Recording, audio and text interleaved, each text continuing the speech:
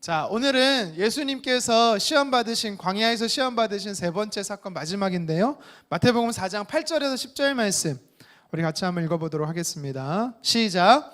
마귀가 또 그를 데리고 지극히 높은 산으로 가서 천하 만국과 그 영광을 보여 이르되 만일 내게 엎드려 경배하면 이 모든 것을 내게 주리라. 이에 예수께서 말씀하시되 사탄아 물러가라. 기록되었을 때 주 너희 하나님께 경배하고 다만 그를 섬기라 하였느니라. 아멘. 여러분, 첫 번째, 두 번째 시험이 뭔지 기억나세요? 그쵸? 나면은 사실 설교할, 그쵸? 첫 번째는 뭐였냐면 현실적 문제, 그쵸? 삶 속에서의 결핍, 부족함에 대해서 나눴습니다. 가장 연약하고 가장 부족하고 가장 궁핍할 때 사단은 그걸 노린다라고 말씀을 드렸어요. 그렇죠? 두 번째는 뭐였습니까? 정서적인 문제, 정신적인 문제를 포함해서 정서적인 문제로서 위기에 봉착했을 때 그 위기의 순간에 사단은 공격한다라는 거예요. 하나님을 불신케 한다라고 말씀을 드렸었죠. 자, 그리고 오늘은 영적인 문제에 대해서 다룰 겁니다. 하나님께서 우리의 삶 안에 영적인 영역까지 허락하셨는데 사탄은 그것도 노려요. 자, 오늘 어떤 영역이 어떤 사단의 이 유혹에 어떤 의미가 담겨 있는 건지 한번 살펴보고 싶은데요. 먼저 8절 시작을 다시 한번 읽어볼까요? 8절 시작. 마귀가 또라는 단어가 되게 중요합니다. 이 팔인이라는 이 헬라어는요, 팔린이에요. 팔린. 이게 무슨 의미냐면 한 번, 두 번 하고 세 번째 이런 의미가 아니에요. 무슨 말이냐면 과거에도 계속해서 해왔고 지금도 계속하고 앞으로도 또 공격한다라는 이야기가 바로 이겁니다. 이 단어예요. 그러니까 무슨 의미냐면 사단은 저와 여러분들의 삶 안에 우리가 한 번 승리했다고, 한 번 성공했다고, 한 번 이겼다고 다시 공격하지 않고 그러지 않는다라는 거예요. 육신의 몸을 입고 있는 한 사단은 여러분들을 계속해서 넘어뜨리려고, 무너뜨리려고 또 공격한다라는 겁니다. 이미 예수님이 첫 번째 현실적인 문제에서 승리하셨어요. 어떻게 승리하셨습니까? 사람은 현실적인 문제의 궁핍함으로만 사는 것이 아니라 하나님의 말씀으로 산다라고 말씀을 드렸죠. 두 번째, 예수님이 어떻게 이겼어요? 너의 삶 가운데, 우리 삶 가운데 위기에 봉착했을 때 사단이 어떻게 공격한다 그랬어요? 하나님의 말씀을 불신한다고 했어요. 그렇죠? 불신케 한다고, 의심케 한다고 했어요. 그랬더니 예수님 뭐라고 말해요? 주 너희 하나님을 시험하지 말라. 다시 말해, 하나님을 의심하지 말라라는 거예요. 전적으로 믿으라는 거예요. 그렇게 예수님은 승리하셨어요. 오늘 세 번째, 예수님이 또 승리하시는 모습이 등장합니다. 두 번 성공했는데 예수님이 두 번 사단의 공격에서 이기셨는데 사단은 떠나가면 좋은데 그렇지 않고 또다시 공격한다라는 겁니다.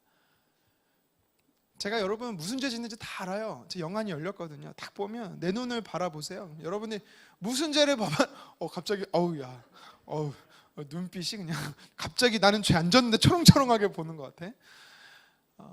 우리 연약함들이 있잖아요. 승리했었는데 또다시 넘어진 부분이 있잖아요. 사단이 공격하면 자꾸 넘어뜨려요. 성경에 보면요, 창세기 39장에 요셉이 나옵니다. 요셉이 나오는데 요셉을 유혹하는 여인이 등장해요.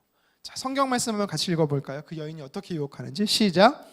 여인이 날마다 요셉에게 청하였으나, 에브리데이, 날마다 동침하자고 요셉을 유혹하는 것입니다. 여러분, 이 여인이 좀 영상 나가는 건가요? 색을 밝히는 그런 여인일까요? 네, 뭐 그럴 수 있겠죠. 날마다 유혹하니까. 근데 이것을 보면서 우리가 무엇을 알 수 있냐면 사단이 우리를 그렇게 유혹한다라는 거야. 날마다 유혹한다라는 거예요. 어제 유혹한 걸로 끝나지 않고 오늘 유혹한다라는 것이고, 오늘로 끝나는 것이 아니라 내일도 유혹한다라는 것입니다. 저는요, 이 말씀을 묵상하면서 오늘 예수님을 공격하는 이 사단을 보며 느끼는 게 뭐냐면, 창세기 3장에 보면 아담과 하와를 유혹하는 뱀은요, 단 한 번만 유혹했을까? 아니라는 거야. 계속해서 넘어뜨리려고 하는 겁니다. 오늘 말씀해 보겠습니다. 오늘 사단이 어떻게 유혹합니까? 자, 8절과 9절 말씀 같이 한번 읽어볼까요? 시작. 마귀가 또 그를 데리고 지극히 높은 산으로 가서 천하 만국과 그 영광을 보여 이르되 만일 내게 엎드려 경배하면 이 모든 것을 내게 주리라. 아멘. 또 공격합니다. 그래서 여러분, 우리는 날마다 하나님의 도우심이 필요하고 날마다 성령의 무장이 필요하고 성령 충만을 간구해야 되는 것입니다. 알겠습니까? 자, 그런데 예수님도 성령의 충만함 가운데 광야에 계셨어요. 성령의 충만한 사람도 유혹을 받습니다. 기억하십시오. 여러분, 왜 내게 유혹이 오는가? 나는 이렇게 연약한가? 나는 믿음이 없는가? 그런 거 아니라는 거예요. 육신의 몸을 입고 있으면 유혹을 받습니다. 그런데 이번에 어떻게 성경에 보니까 사단이 어떻게 유혹하냐면 세상적인 성공을 가지고 온 열방을 보여줘요. 높은 곳으로 데리고 와서, 산을 꼭대기에 데리고 와서 온 열방을 보여주면서 하는 말이 모든 걸 너에게 줄게. 네가 가지고 싶은 거 다 줄게. 세상의 영광을 추구하라라고 말을 하는 거예요. 몇 년 전에 한 조사기관에서요, 이런 질문을 티네이저한테 했어요. 초등학생 후반, 초등학생 5, 6학년부터 시작해서 티네이저들에게 물었어요. 고등학생까지. 뭐라고 물었냐면, 아마 여러분도 그 기사로 봤을 거예요. 만약 10억을 준다면 죄를 짓고 1년 동안 감옥에 가겠다. 여러분, 10억 주면 갈 겁니까? 전 안 갑니다. 너무 적어. 10억 너무 적어. 한 50억 정도 되면 고민 좀 해볼 것 같아요. 10억 너무 적어. 근데 초등학교 고학년들은 4분의 1이 가겠다. 중학생은요 40%, 고등학생은 57% 가겠다라는 거예요. 티네이저. 사실 이들이 10대들이 뭘 알겠어요. 이 친구들이 돈의 힘에 대해서, 권력에 대해서 뭘 알까요? 현질하는 거 빼고 알까요? 근데도 가겠다라는 거야. 참 씁쓸합니다. 오늘 근데 사단이 뭐라고 말하냐면 영광을 다 줄 건데 조건이 한 가지 있어. 어떤 조건입니까? 9절에 나에게, 그러니까 사단이 자신에게 엎드려 경배하라는 것입니다. 여러분, 이것이 시험이었어요. 예수님께 하는 시험이었어요. 오늘은 이 시험 속에 담긴 의미의 몇 가지를 좀 살펴보고자 해요. 한 가지만 살펴보지 않고 몇 가지 빨리 한번 살펴보겠습니다. 왜 이 시험에서 우리가 무너지면 안 되는지, 왜 계속해서 사단이 우리에게 이 시험을 하고 있는지, 이것이 궁극적인 무엇을 우리에게 무너뜨리기 위해 사단이 시험하는 것인지를 몇 가지 살펴볼게요. 첫 번째로, 사단은요, 내게 엎드려 경배하라, 온 천하만국을 주겠다라고 하는 시험은요, 어떤 시험이냐? 주인을 바꾸라는 거예요. 주인을 바꾸라. 내 삶의 주인을 바꾸라. 여러분, 엎드려 경배한다라는 것은요, 먼저 무릎을 꿇어야 돼요. 그리고 절을 해야 돼요. 그러면 그 사람이 주인입니까? 종입니까? 종이에요. 당시에 헬라 시대뿐만 아니라 유대인들에게 있어서 신발을 벗고 엎드려 경배해야 되는 대상은요, 종이에요. 그래서 하나님께서 가시떨기 나무 아래서 모세에게 뭐라고 말해요? 내 신발을 벗으라고. 나는 너의 하나님이고 넌 나의 종이야 라는 뜻이에요. 그러니까 엎드려 경배의 대상은 종이에요. 주인이 아니에요. 그러니까 예수님께 사단이 뭐라고 말하고 있냐면, 네가 나를 주인으로 모시면 네가 보고 있는 모든 열방을 다 주겠다라는 겁니다. 에덴에서 하나님께서 에덴 동산의 동산 중앙에 선악을 알게 하는 나무를 주셨어요. 여러분, 선악과가 되게 중요하긴 해요.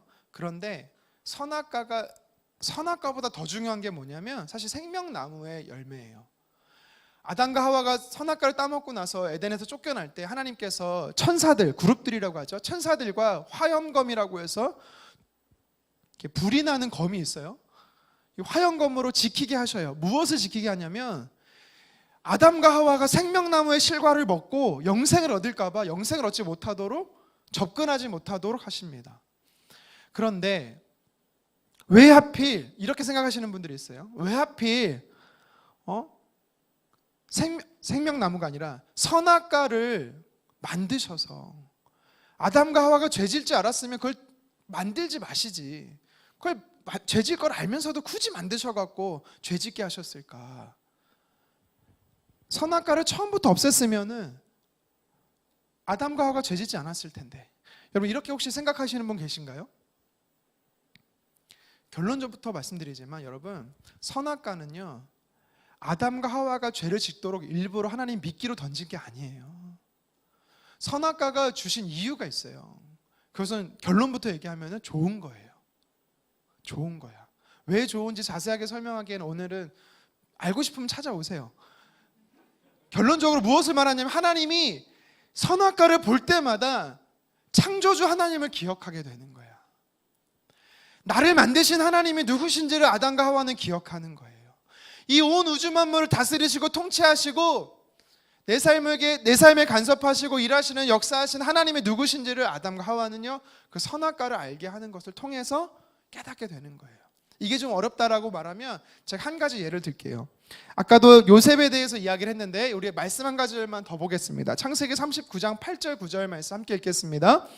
요셉이 거절하며 자기 주인의 아내에게 이르되 내 주인의 집안의 모든 소유를 간섭하지 아니하고 다 내 손에 위탁하였으니 이 집에는 나보다 큰 이가 없으며 주인이 아무것도 내게 금하지 아니하였어도 금한 것은 당신뿐이니 당신은 그의 아내임이라. 그런즉 내가 어찌 이 큰 악을 행하여 하나님께 죄를 지으리까. 아멘. 무슨 말이에요? 요셉이 지금 무슨 말을 하냐면 내가 지금 이 집에서 나보다 큰 이가 아무도 없다. 그러니까 다 내 거라는 거야. 내 거. 내가 주인처럼 할 수 있다라는 거야. 하지만 주인이 딱 금한 게 하나 있는데 당신이라는 거예요. 당신을 범하면 내가 안 돼. 왜? 실질적으로 내가 모든 걸 누릴 수 있지만 주인이 아니거든. 당신을 보면서 내가 무엇을 느끼냐면 진짜 주인은 내가 아니라 나의 주인인 보디발 장군인 것을 요셉은 알게 된다는 겁니다. 똑같은 거예요. 모든 것을 에덴 동산에서 모든 걸 누릴 수가 있어. 모든 것을 할 수 있어. 그가 각 나무와 동물의 이름을 다 지어. 먹고 싶은 거 다 먹을 수 있어. 하지만 선악을 알게 하는 나무의 열매만 먹지 말래. 그것을 통해서 하나님이 무엇을 가르치는 겁니까? 너의 존재는, 너와 나의 관계는 나는 하나님이고 너는 종이하다라는 것을 말씀하는 거예요. 나는 너의 아버지고 너는 나의 자녀야 라는 것을 가르쳐 주는 거예요. 여러분 이것을 통해서 무엇을 알 수 있냐면 너의 삶의 문제를 내가 해결해 줄 수 있다는 거예요. 하나님의 관계가. 이해되시겠어요? 종과 주인의 관계하면 힘들겠지. 그게 아니라는 겁니다. 너의 삶의 문제를 사실 요셉이 그 집을 다스리지만 결론적으로 책임지는 사람은 주인이에요. 우리 인생의 문제, 어려운 인생의 문제를 해결해 주실 분 내가 아니라는 겁니다. 내 삶의 주인이 되신 아버지가 하신다라는 거예요. 여러분 그래서 주인을 바꾼다? 큰일 나는 문제예요. 압살롬이라고 있어요. 압살롬이 누구냐면 다윗 왕의 넷째 아들이에요. 다윗 왕의 아들인데 이 압살롬이 쿠데타를 일으켜서 다윗의 말년에 다윗성에서 쫓아냅니다. 그러니까 탈환을 해. 그 성을 얼마 기간 잠깐 탈환을 하는데 문제는 다윗을 쫓아내고 나서 그 성에 점령하자마자 제일 먼저 이 압살롬이 뭐 한지 아세요? 정말 입에 담기도 어려운 짓을 했어. 대낮에 모든 사람이 보는 옥상에서 다윗의 후궁 10명을 데리고 와서 성적인 범죄를 저지릅니다. 여러분 왜 제일 먼저 압살롬이 다윗을 쫓아내고 그 성을 점령하고 나서 백주 대낮에 모든 사람이 보는 앞에서, 근데 그걸 또 사람들이 쳐다보고 있어. 미쳤지. 성경에 지금 성적인 타락한 이 변태적인 모습의 압살롬은 성경이 말하고 있는 게 아니야. 왜 그딴 짓을 했을까? 그 짓을 했을까? 뭐냐면 이제부터 이 성의 주인은 다윗이 아니라 나 압살롬이라는 것을 이야기하는 거예요. 그래서 그 당시에는 왕들이 이 쿠데타를 통해서 왕권이 바뀌면 그 아내를 범합니다. 그러니까 모든 걸 내가 차지했다라는 것을 열방 사람들한테 보여주는 거야. 이스라엘 백성들한테 무엇을 얘기하는 거냐면 이제부터 너희 삶의 왕은, 주인은 다윗이 아니라 압살롬 나야라는 걸 가르쳐 준 거예요. 이게 아담과 하와 때부터, 요셉 때도 마찬가지예요. 다윗 때도 마찬가지예요. 그리고 오늘 예수님 때도 마찬가지고 오늘 우리 시대도 마찬가지입니다. 아담 때부터 계속해서 여러분과 저와 공격하는 게 뭐냐고? 너의 삶의 주인을 바꾸라는 거야. 너의 삶의 주인을 하나님이 아니고 너 스스로, 너의 삶의 주인을 물질로, 너의 삶의 주인을 다른 명예와 권세로 바꾸라고 이야기하는 거예요. 아담과 하와에게 사단이 유혹할 때 뭐라고 말합니까? 이 선악을 알게 하는 나무를 먹으면 하나님이 주인 되시고 너의 삶에 너희가 종이 된다는 그 신분적인 관계를 금하신 상태를 죄를 범해라라고 말할 때 뭐라고 말하냐면 하나님처럼 될 거야. 이게 무슨 얘기예요? 너의 삶에 이제 네가 주인이야, 이 얘기인 거예요. 오늘도 동일하게 예수님을 향해서 사단이 모든 열방을 보여주면서 말해요. 주인만 바꾸면, 주인을 너 스스로가 주인 되거나 나를 주인으로 모시면 이 모든 걸 줄 거야. 여러분, 우리 누가복음 16장 13절 같이 한번 읽어보도록 하겠습니다. 시작. 집 하인이 두 주인을 섬길 수 없나니 혹 이를 미워하고 저를 사랑하거나 혹 이를 중히 여기고 저를 경히 여길 것임이니라. 너희는 하나님과 재물을 겸하여 섬길 수 없느니라. 아멘. 물론 여기서 예수님께서는 주인이라고 말할 때 하나님 아니면 물질이라고 얘기하지만 이 물질이란 거는 이 세계관을 담고 있는 거예요. 하나님 아니면 사람, 하나님 아니면 명예, 하나님 아니면은 재물, 영광, 모든 걸 다 포함할 수 있는 거예요.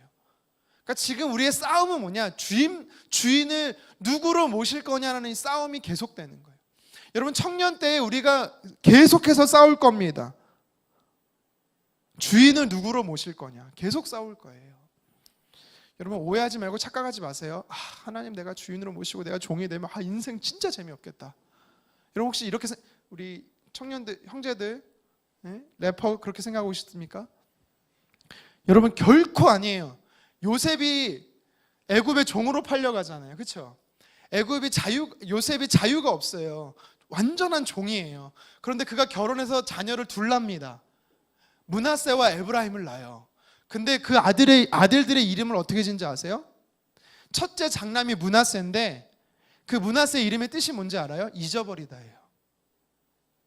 그가 종으로 있었지만 하나님을 주인으로 모셨지만 그의 인생이 재미없었을 것 같습니까? 아니요. 상처와 아픔과 슬픔을 과거 자신을 버리고 미워했던 이 사람들을 다 잊어버렸다라는 거예요. 그들을 용서하게 됐다라는 거예요. 어떻게 해요? 어떻게? 종인데 하나님이 그 은혜를 주셨기 때문이에요. 둘째를 낳습니다. 둘째 이름이 에브라임입니다. 에브라임의 이름의 뜻이 뭔지 아닙니까? 무엇인지 아세요? 2배, 번성한 부유함이에요. 그러니까 지금 요셉은요, 정서적으로도 회복됐을 뿐만 아니라 자기 삶의 아픔과 상처를 하나님이 회복시켜 주셨을 뿐만 아니라 지금 물질적으로도 부유하게 됐다라는 거예요. 자신의 신분의 상승을 하나님이 허락하셨다라는 거예요. 종인데 재미없을 것 같습니까? 아니에요. 여러분, 다윗은 왕이지만 종이었어요. 철저하게 그는요, 하나님이 우리 나라를 다스리시는 왕이다라고 인정합니다. 그 얘기는 나는 대리통치자일 뿐이고 대리자인 종이다, 청직이다라고 이야기하는 거예요. 다윗이 아무것도 못 누렸을까요? 하나님이 자꾸 하나님을 주인으로 모시며 다 뺏어갈 것 같고 내가 좋아하는 거 못하게 할 것 같고, 여러분, 그건 사단이 주는 또 다른 유혹이에요. 거짓이에요. 하나님을 주인으로 섬기지 못하게 하는 거짓 유혹이에요. 여러분, 혹시 유통업이 아니죠? 우리 이랜드 회사 누가 일하지 않았었나? 자, 이랜드 회사를 세운 박성수 회장이라고 계세요. 지금은 이제 일선에서 내려오시긴 했지만 1980년도에 80년으로 제가 기억을 하는데 80년 9월에 500만 원을 빌려서 이제 사무실 한 칸을 놓고 사업을 시작하십니다. 근데 이분이 사업을 시작할 때 철저하게 이 사업장은 하나님이 주인 되심을 인정함으로 시작해야겠다, 그분이 결단하고 시작을 해요. 근데 아시겠지만 세상에 녹록치가 않아요. 로비하지 않으면, 속이지 않으면, 이중장부 쓰지 않으면, 탈세하지 않으면, 그리고 또 막 뭐라 그러죠? 술로 뒷돈으로 섬기지 않으면 세상에서는 안 된다라, 성공할 수 없다라고 얘기해요. 심지어 이 사람은요, 주일은 일하지 않겠다. 그래서 주일에는 납품하지 않겠다. 이렇게 옷을 판매하던 곳이었잖아요. 지금은 다양한 것을 하지만 백화점에서 주일날 납품해 주세요 하는데 안 나는 거야. 그러니까 성공하겠냐고. 그러니까 사람들이 말합니다. 야, 너 그렇게 사업하면 망한다. 얼마 안 가서 망한다. 근데 철저하게 지켰어요. 그리고 기도하는 겁니다. 하나님, 10년 후에 매출을 천억이 되게 해주세요. 잘 생각해봐. 500만 원을 빌려서 사업을 시작한 사람이, 아무 자금도 없는 사람이 10년 후에 1000억이 되게 해주세요. 말이 됩니까? 1000억 이뤘을까요? 못 이뤘을까요? 1100억을 이뤘어요. 10년 만에. 근데 또 재밌는 사실은 국세청에서요, 신고가 들어왔어요. 왜 들어왔게요? 왜 들어왔게요? 너희 같은 작은 기업이 세금을 왜 이렇게 많이 내? 무슨 얘기냐면, 당시 이랜드보다 큰 회사들이 엄청 많았거든요.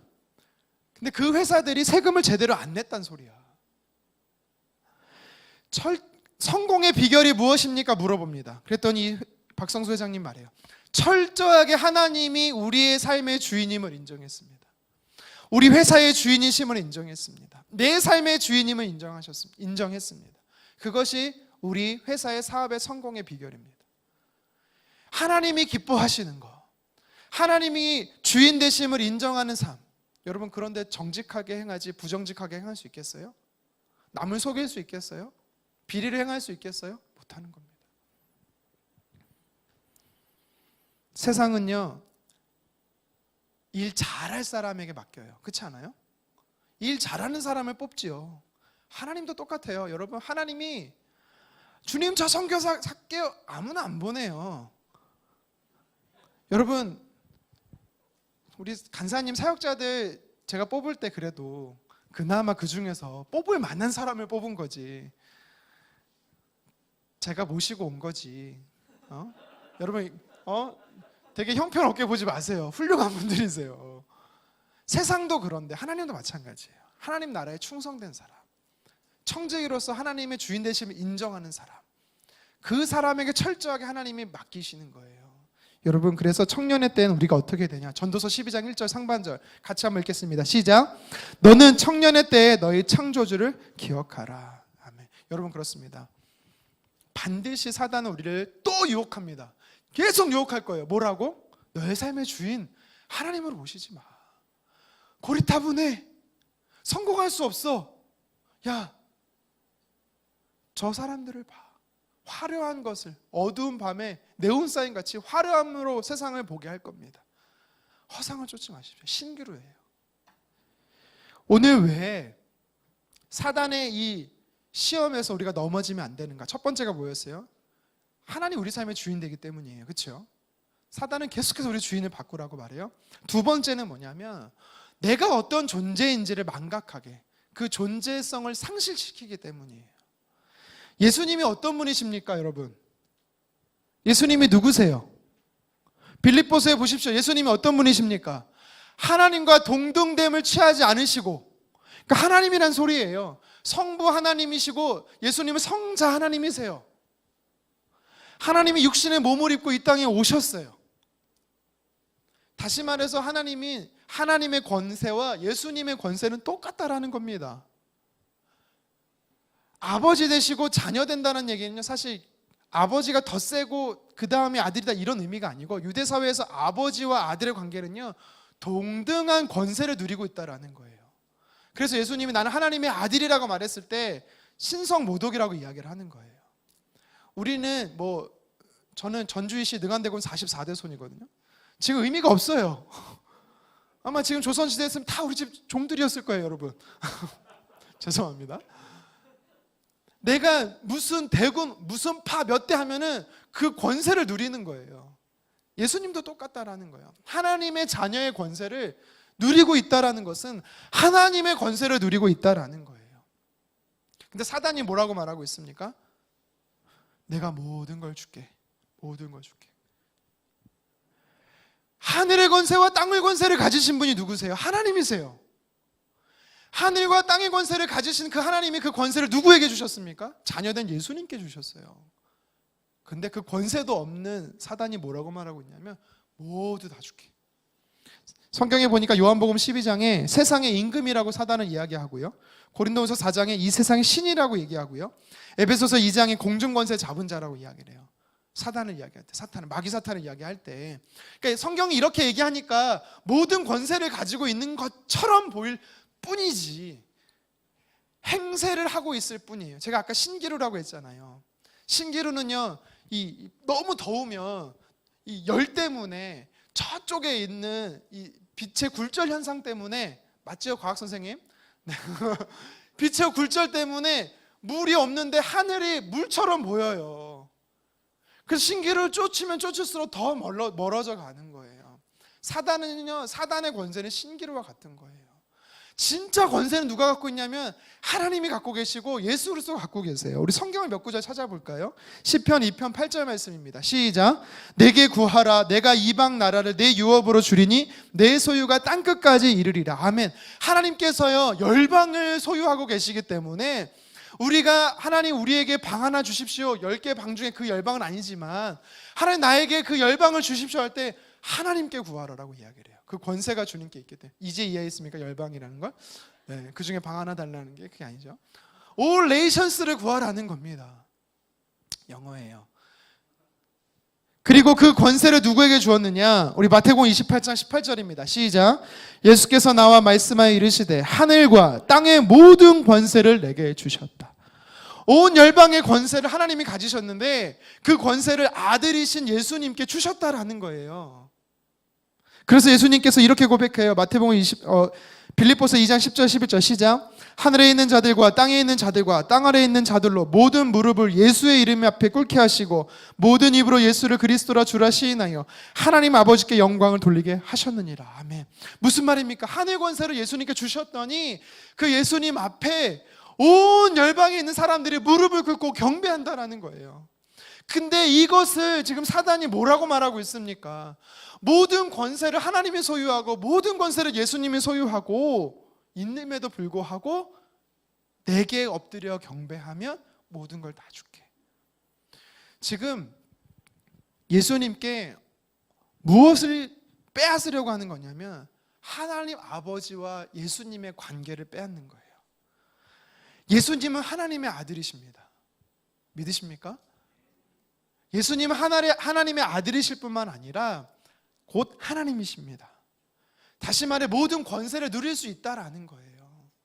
하나님의 자녀임을 인정한다면. 근데 이 모든 걸 내가 줄게라고 사단이 유혹하는 건 하나님의 아들됨의 자녀됨의 특권을 빼앗는 거예요. 여러분, 우리가 만약에 사단의 유혹에 넘어져서 주인을 바꾸고 내 자신을 주인으로 모시거나 세상을 주인으로 모시게 되면 하나님과 나와의 자녀의 관계가, 부모와 자녀, 아버지와 자녀의 관계가 사라지는 거예요. 성경이 뭐라고 말하고 있습니까? 요한복음 1장 12절.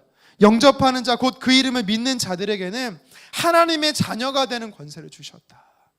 예수님이 하나님의 맏아들이 됐다면 저와 여러분들이 하나님의 둘째, 셋째, 넷째가 됐다라는 겁니다. 나는 딸인데, 여러분 그렇게 생각하지 마시고 예수님이 하나님의 첫째 자녀였다면, 첫 열매가 됐다면 우리는 둘째, 셋째, 넷째 열매가 된 거예요. 다시 말해서 하늘의 권세와 땅의 권세를 예수님도 누릴 뿐만 아니라 예수님을 주로 영접한 자는 그 권세를 누린다라는 겁니다. 여러분, 이게 자녀됨의 특권이에요. 그러니까 사단은 그 자녀됨의 특권을 빼앗으려고 그 권세가 자기한테 없음에도 불구하고 마치 자기에게 있는 것처럼 우리에게 있는 그 자녀됨의 권세를 빼앗으려고 한다라는 거예요. 그래서 우리가 이 사단의 유혹에 넘어지면 안 된다라는 겁니다. 한 가지만 더 살펴볼게요. 기억하세요. 첫 번째는 뭐였습니까? 주인을 바꾸라는 거예요. 하나님을 주인 되심을 부정하게 하려고 우리를 유혹하는 겁니다. 두 번째는 무엇입니까?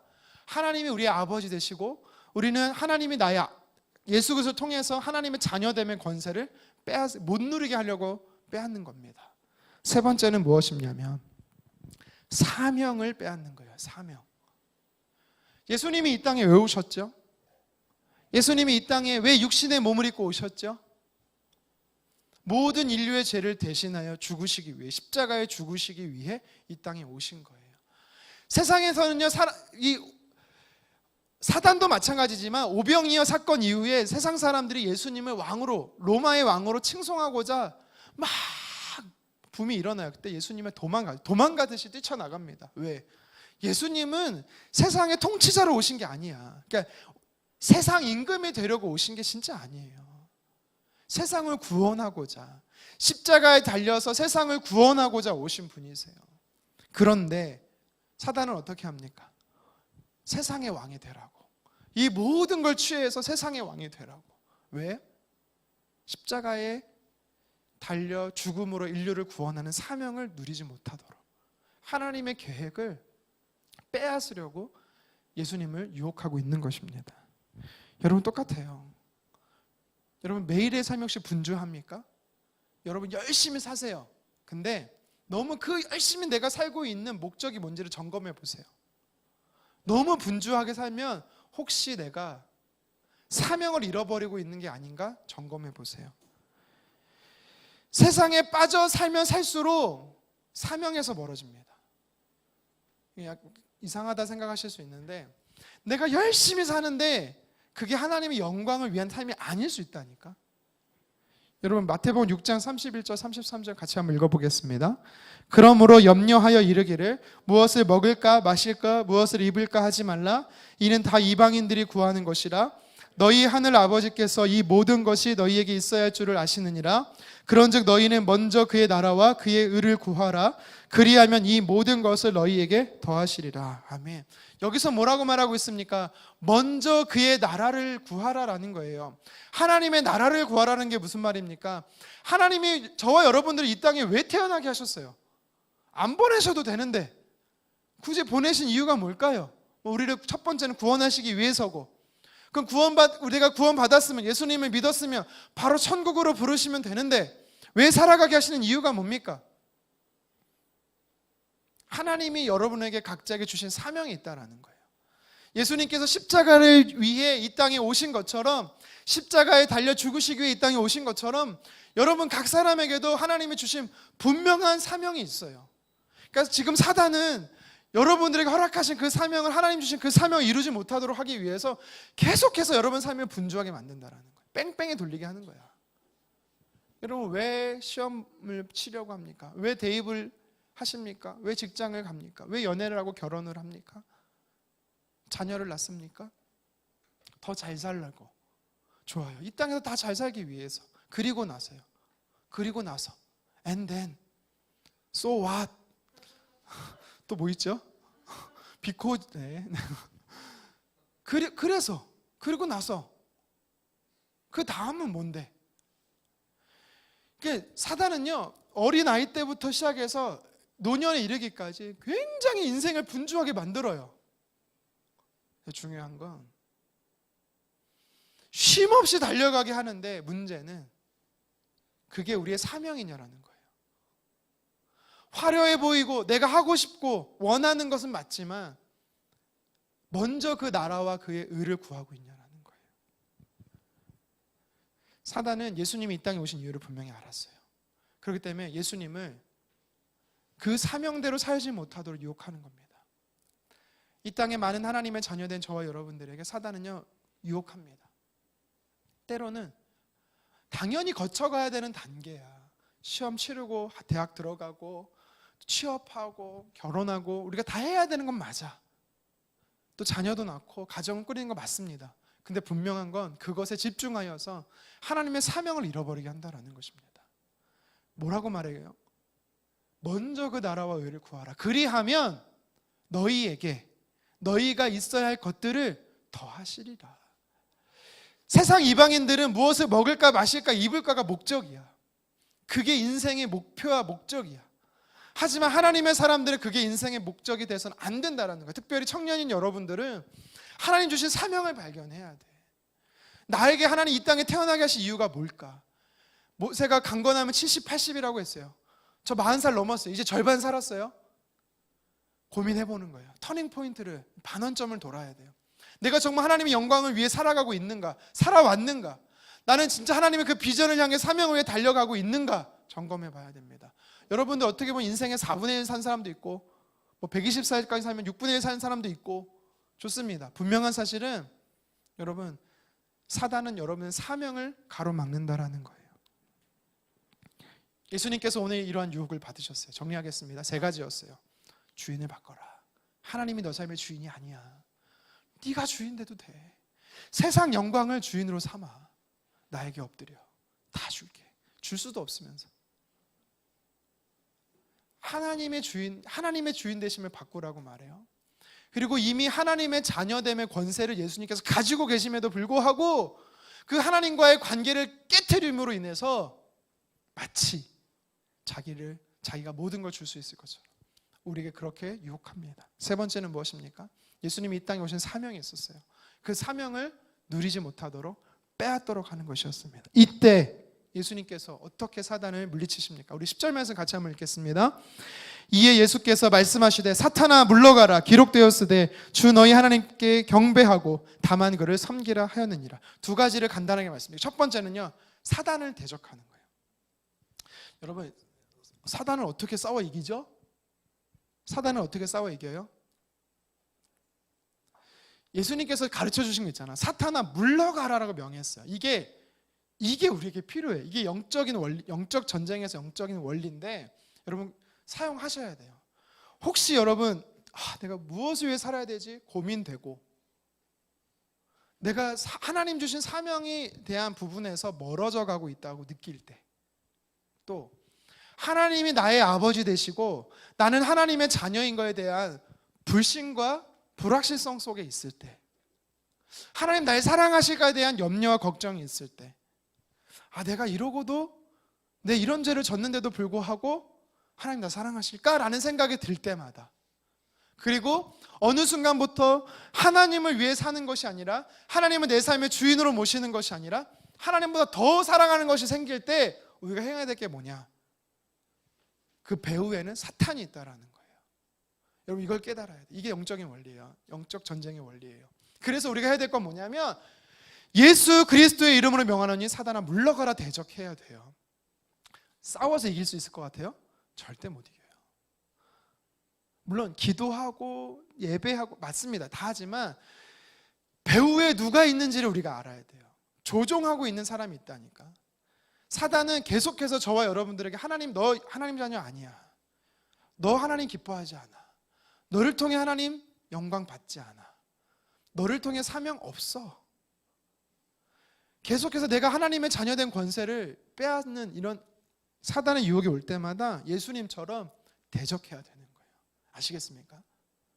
예수 그리스도의 이름에 능력이 있습니다. 예수 그리스도의 이름에 권세가 있어요. 그래서 예수님의 이름을 통해서 대적하는 거예요. 나는 능력이 없어요. 우리는 능력이 절대 없습니다. 하지만 예수 그리스도의 이름에 능력이 있습니다. 그래서 예수 그리스도의 이름으로 대적하는 거예요. 그럼 떠나게 돼 있습니다. 안 떠난다? 여러분이 믿음이 없는 거 아니에요.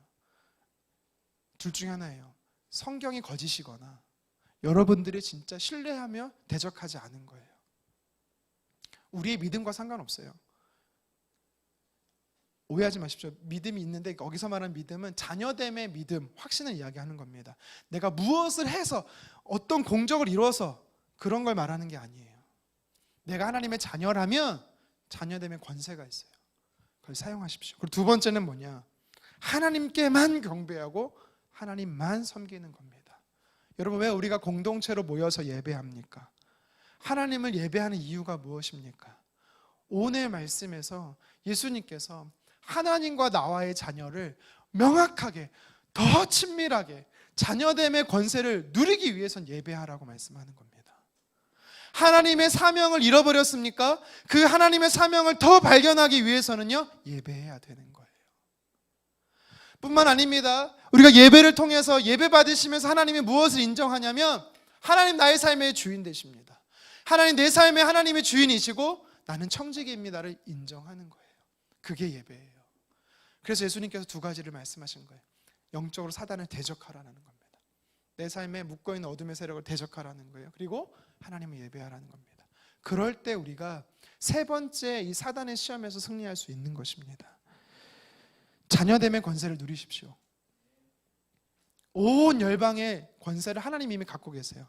그 권세를 하늘의 권세와 땅의 권세를 가지신 예수님이 우리에게 위임 넘겨주신다라고 말씀하세요. 그걸 우리는 사용할 수 있어야 되는 겁니다. 그리고 하나님을 주인으로 모십시오. 내가 청지기가 되십시오. 모든 걸 다 할 수 있어요. 종과 주인의 관계는 재미없는 관계가 아닙니다. 스펙타클한 관계예요. 어메이징한 관계예요. So 원더풀한 관계예요. 더 이상 안 나오네 영어가.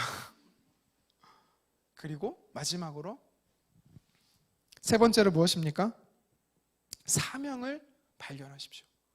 하나님 내게 주신 그 사명, 그 사명을 발견하기를 주님의 이름으로 축원합니다. 우리 같이 한번 찬양하고 기도하겠습니다.